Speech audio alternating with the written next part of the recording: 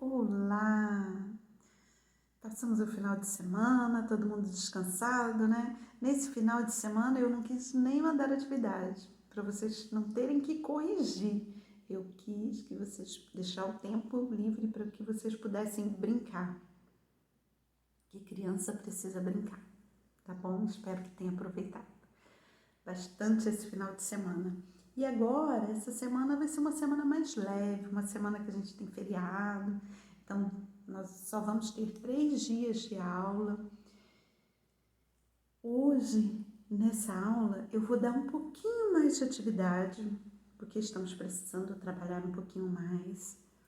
E vocês vão ter um tempo maior para fazer, mas eu vou pedir paciência de vocês, porque hoje vai ser um pouquinho maior.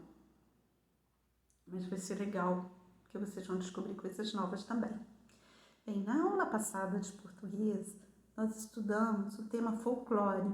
Lembra? Estudamos um personagem do folclore, que é a Cuca. Foi muito legal de ver a devolutiva, as respostas de vocês. Muito bom saber que vocês não têm medo da Cuca, que acham a Cuca simpática. Isso é muito bom.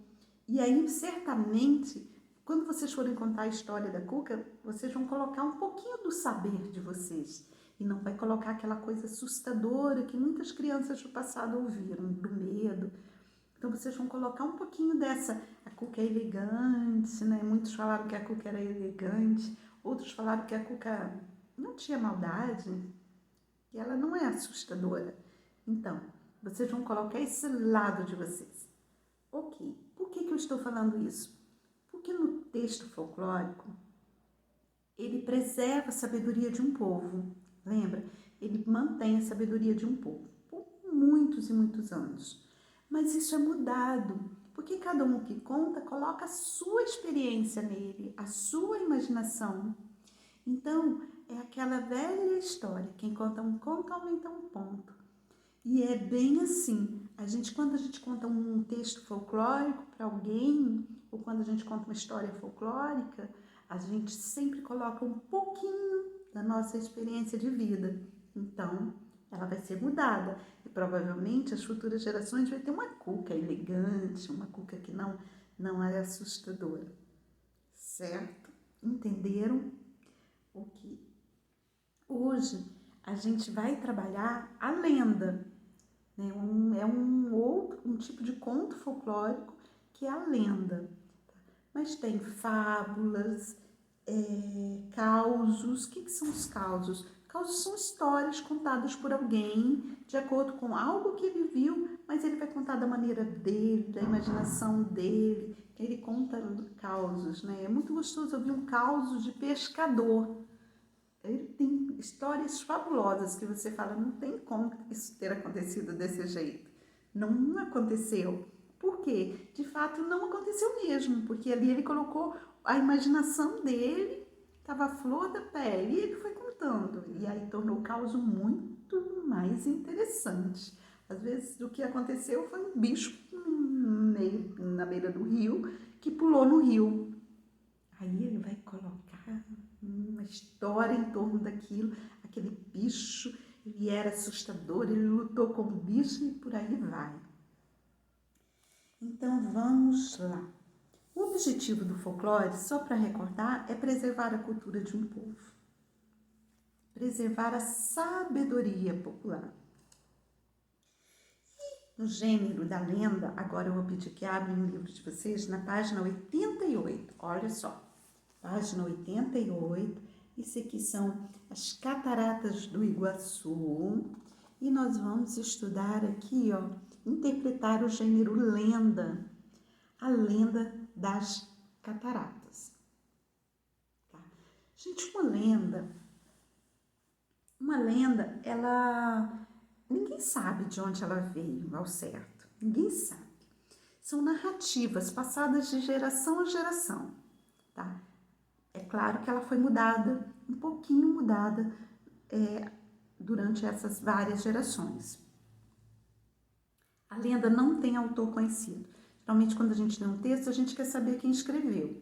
Mas a lenda não tem, ninguém sabe quem escreveu. Ela foi mudada, ela foi modificada, a gente não sabe como surgiu. às vezes ela tem um final feliz, às vezes é uma lenda feliz, às vezes ela narra uma tristeza. E às vezes o final da história é trágico, é triste. Às vezes a lenda, a gente fica com medo quando a gente olha. Vai ficando assim, a gente vai até se encolhendo. Porque às vezes ela nos faz sentir medo. Mas às vezes ela faz a gente rir, dar gargalhada. Então a lenda, ela pode ser triste, alegre. E a gente vai ver hoje como que essa lenda das Cataratas do Iguaçu são duas lendas na verdade. Se ela é alegre ou se ela é triste. Às vezes ela é fantástica, cômica, engraçada. Ou às vezes tem aquela empolgação que a gente fica ali, né, toda empolgada ali de querer ouvir, de querer contar, porque a lenda toda passa uma energia boa pra gente. Bom, vamos lá então. A história, lembrando que a história pode ser modificada ao longo do tempo, né? Quem aumenta um ponto, quem conta um conto aumenta um ponto, e aí a gente vai modificando a história, vai costurando uma nova história. Então, vamos lá. Um pouquinho para vocês saberem, quem foi as Cataratas do Iguaçu já? Quem já visitou as cataratas? Gente, eu não conheço, é um cantinho do Brasil que eu quero conhecer. Eu não conheço as Cataratas do Iguaçu. Então, olha só, são lindíssimas. Catarata, essa palavra é de origem indígena. Cataratas são quedas de água e parecida com uma grande cachoeira. Imagina a cachoeira, a gente vai lá, a gente vê o início aqui e o fim ali. Gente, imagina uma cachoeira gigante,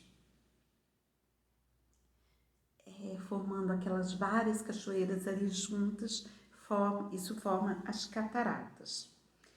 A palavra é Guarani, quer dizer, palavra de origem indígena, e catarata significa água grande.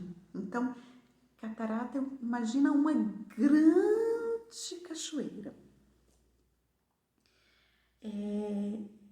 As cataratas do Iguaçu, aí na página 89, tem uma historinha aqui sobre as cataratas. As cataratas do Iguaçu localizam-se no estado do Paraná, região sul do Brasil. Lá no sul, lá embaixo no sul do Brasil. Na divisa com a Argentina. Podia ter. Lá na divisa com a Argentina. Olha, vai lá no mapinha de geografia e olha quando o Brasil ele se divide com a Argentina. É lá que ficam as cataratas do Iguaçu. Lá tem 275 cachoeiras juntas. Imagina, 275 cachoeiras. É muita água. Espalhadas.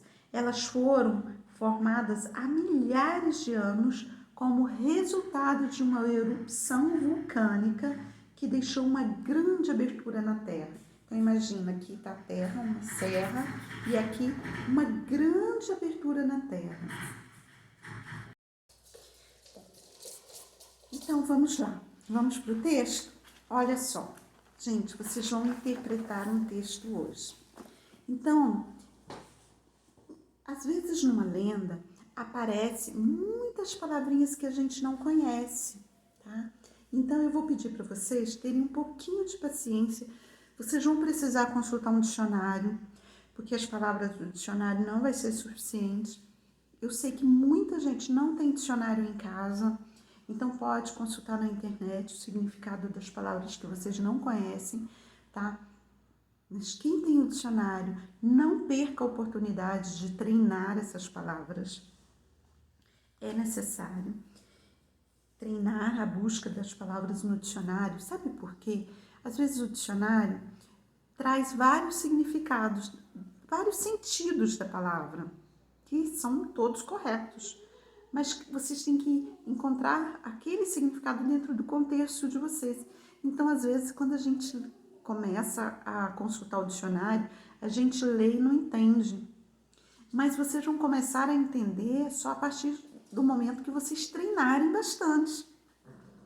Então, não perca a oportunidade. É necessário treinar. Quem tem o dicionário em casa, procure as palavras no dicionário, tá bom? É cansativo? É, porque vocês ainda demoram, mas com o tempo, até o final do ano, 2 anos, 3 anos, vocês vão estar procurando muito rápido. E aí vai ser até gostoso procurar. Eu tenho certeza do que eu tô falando, tá bom? Façam isso, treinem. Olha só, como que vai ser esse estudo? Eu vou ler sem explicar nada. Não vou explicar sinônimo de palavras, não vou explicar nada do texto. Não vou falar sobre personagem, eu vou fazer uma leitura. Aí vocês vão desligar, pausar o vídeo e aí vocês vão fazer a leitura de vocês. Ah, tia, esse texto é muito grande. Não, vocês são ótimos leitores. Mas se quiserem, para ficar mais divertida, convidar um adulto para ler junto com você, pode. Aí um lê um parágrafo, o outro vai ler outro parágrafo. E assim vocês vão lendo juntos. Mas, gente, podem ler sozinhos. Não precisa convidar ninguém. Quando você for lendo, você vai sublinhar cada palavra que você encontrar que você não conhecer o significado. Eu tenho certeza que vão aparecer muitas palavras. Tá? Então, olha só. Vamos lá, página 90. Acompanhe a leitura aí e depois vocês vão fazer a leitura de vocês, tá? Depois eu vou voltar a ler explicando, ok? A lenda das cataratas. Existem 2 lendas sobre as cataratas do Iguaçu. A primeira diz que os indígenas caigangues, que habitavam as margens dos rios Iguaçu e Paraná, acreditavam que o mundo era governado por Emboi e Embá, ou Embá, um deus que tinha a forma de uma serpente e era filho de Tupã. O cacique dessa aldeia, chamado Igobe, tinha uma filha Naípe, tão bonita que as águas do rio paravam quando a jovem nela se mirava. Por sua beleza, Naípe foi consagrada ao deus Emboi, passando a viver somente para o seu culto. Havia, porém, entre os caigangues um jovem guerreiro chamado Tarubá, que ao ver Naípe, por ela se apaixonou. No dia em que foi anunciada a festa da consagração da bela indígena, enquanto o cacique e o pajé bebiam, Tarubá fugiu com a linda Naípe em uma piroga que seguiu rio abaixo, arrastada pela correnteza. Quando Emboi soube da fuga de Naípe e Tarubá, ficou furioso. Penetrou então nas entranhas da terra e, retorcendo o corpo, produziu uma enorme fenda que formou uma catarata gigantesca. Envolvida pelas águas dessa imensa cachoeira, a piroga dos indígenas fugitivos caiu de grande altura, desaparecendo para sempre. Diz a lenda que Naípe foi transformada em uma das rochas centrais das cataratas, perpetuamente fustigadas pelas águas revoltas. E Tarubá, que foi convertido em uma árvore situada à beira do abismo e inclinada sobre a garganta do rio. Debaixo dessa árvore acha-se a entrada da gruta, de onde um monstro vingativo vigia eternamente as suas 2 vítimas. Essa foi uma lenda. A segunda lenda diz que, Quando Deus em Bá morreu, Jacira, amor eterno de Embá, chorando sem parar, sentou-se sobre uma grande rocha de onde escorria um filete de água. Esse filete foi aumentando com suas lágrimas, cada vez mais, até se transformar em cascatas. Assim nasceram as cataratas do Iguaçu, das lágrimas de Jacira. E dizem que se você apurar os ouvidos, escutará uma voz vinda das águas, chamando: Embá, Embá, Embá. E assim termina essa história.